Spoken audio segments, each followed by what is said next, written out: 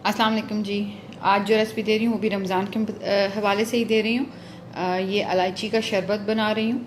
ठीक है जी। इसमें आप इलायची को गीला कर लें। मैंने ये आधा कप इलायची ली थी, इसको आप गीला कर लें। चाहे गीला कर लें चाहे ना करें, इससे कोई फ़र्क नहीं पड़ता, लेकिन मैंने ऐसे ही इसको पानी में डालकर गीला कर दिया था रात को।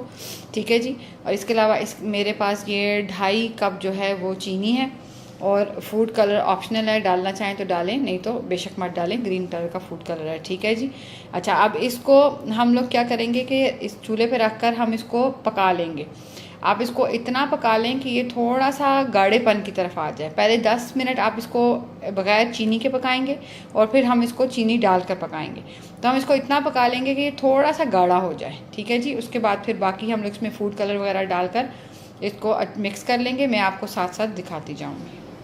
ये देखें जी, ये काफ़ी देर बॉयल होने के बाद अच्छा गाढ़ा हो गया, लेकिन इतना गाढ़ा नहीं है, बिल्कुल भी लिक्विड की तरह ही है, क्योंकि आपने इसको शरबत की तरह ग्लास में या जग में जिसमें भी बनाना है, जैसे हम रूह अफ़ज़ा या दूसरी कोई भी शरबत बनाते हैं, सेम वैसे ये भी बनता है। ठीक है जी।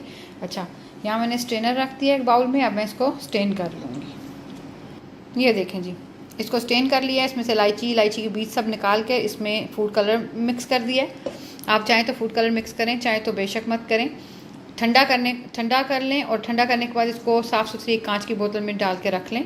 जब दिल करे आप इसको पानी या दूध किसी के बीच में भी डाल के एज ए शरबत आप पी सकते हैं। अगर आपको चीनी कम लगे तो जिस तरह हम नॉर्मल शरबत में चीनी और डाल सकते हैं, इसमें भी आप डाल सकते हैं, आप और चीनी ऐड कर लें।